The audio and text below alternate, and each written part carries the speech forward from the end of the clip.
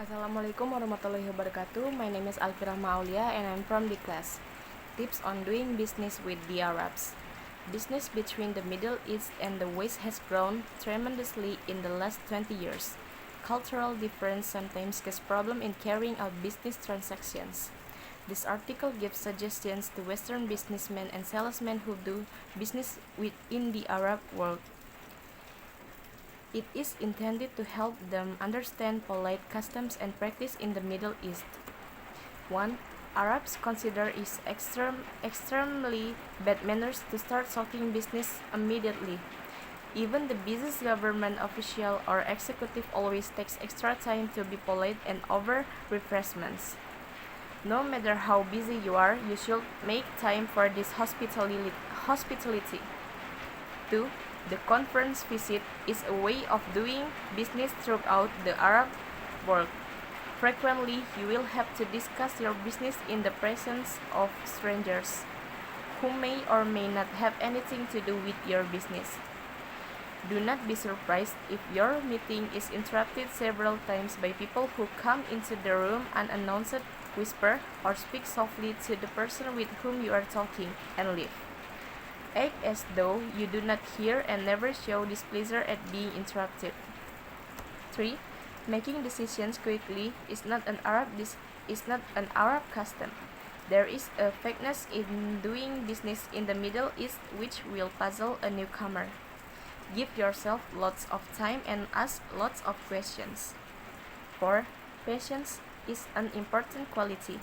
You may have to wait 2 or 3 days to see high-level government officials as they are very, very busy.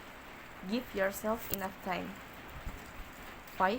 Personal relationships are very important.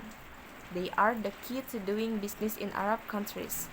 Try to identify the decisions maker regarding your product or service immediately, and get to know him on a friendly basis. Do your homework. Be prepared to discuss details of your product or proposal. Be ready to answer technical questions. 6. Familiarize yourself with the Muslim and nation holidays.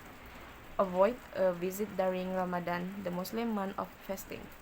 Most Arab countries have a 6-day work week from Saturday through Thursday, when matched with the Monday to Friday practice in most Western countries.